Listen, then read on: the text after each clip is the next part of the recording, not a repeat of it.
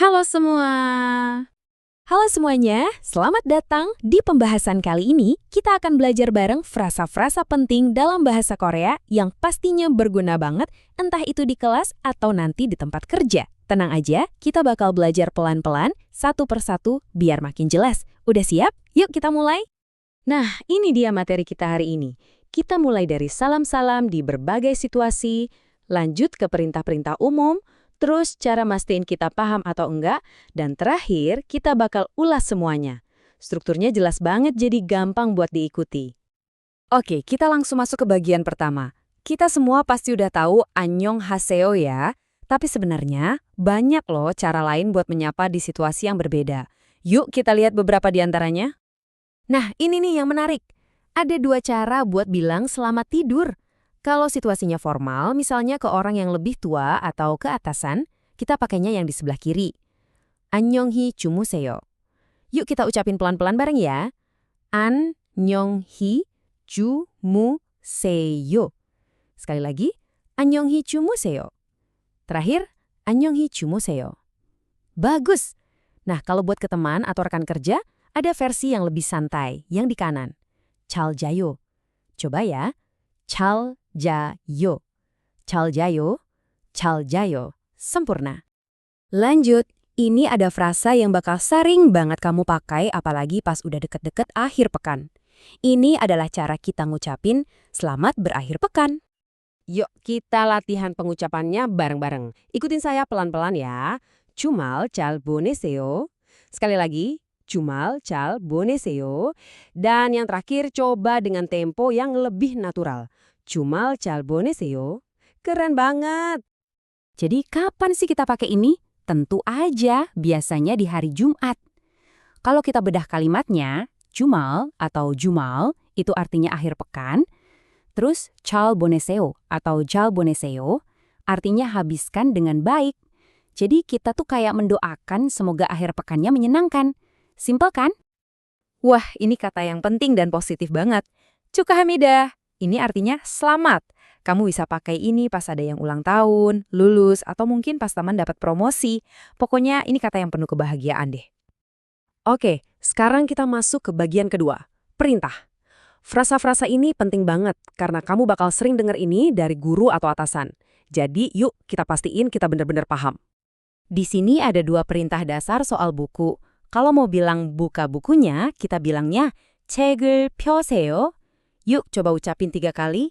책을 펴세요. 책을 펴세요. 책을 펴세요. Nah, kebalikannya kalau tutup bukunya, perintahnya 책을 덮으세요.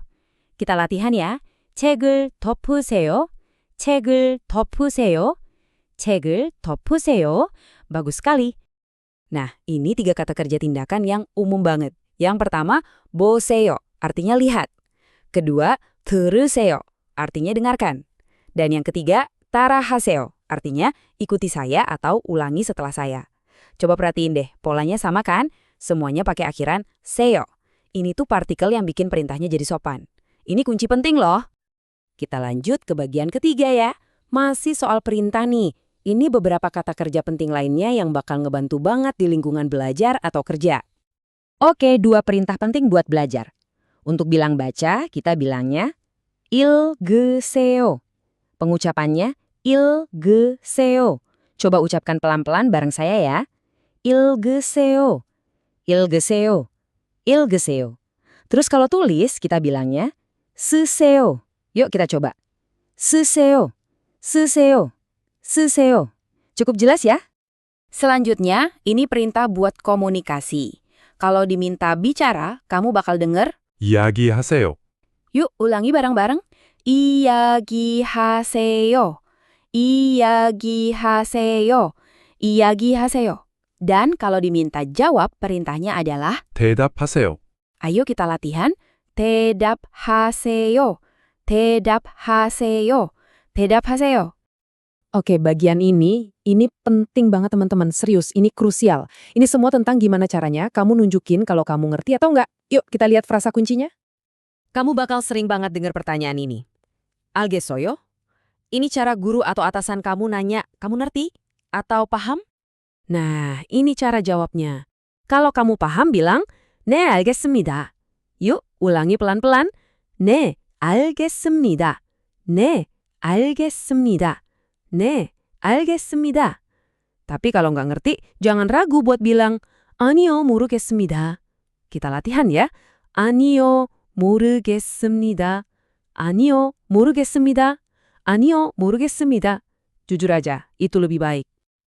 Satu lagi pertanyaan penting. 질문이소요, ini artinya ada pertanyaan. Nah, ini kesempatan kamu buat minta penjelasan lebih lanjut, jadi jangan sampai dilewatin gitu aja ya. Terus jawabnya gimana? Kalau kamu punya pertanyaan, bilang, 네, 질문 있습니다. Yuk kita ucapkan bareng. 네, 질문 있습니다. 네, 질문 있습니다. 네, 질문 있습니다. Kalau nggak ada, cukup bilang, 아니요, 질문 없습니다. Ayo kita ulangi ya. 아니요, 질문 없습니다. 아니요, 질문 없습니다. 아니요, 질문 없습니다. Oke, kita udah ngelewatin banyak materi ya. Sekarang waktunya buat ulasan terakhir, biar semua frasa yang tadi kita pelajari makin nempel di kepala.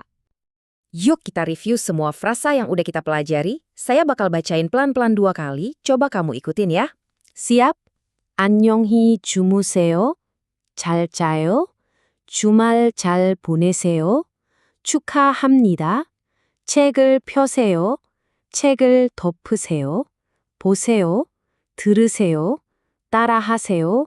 읽으세요. Oke, bagus. Sekali lagi ya, biar makin mantap. 안녕히 주무세요.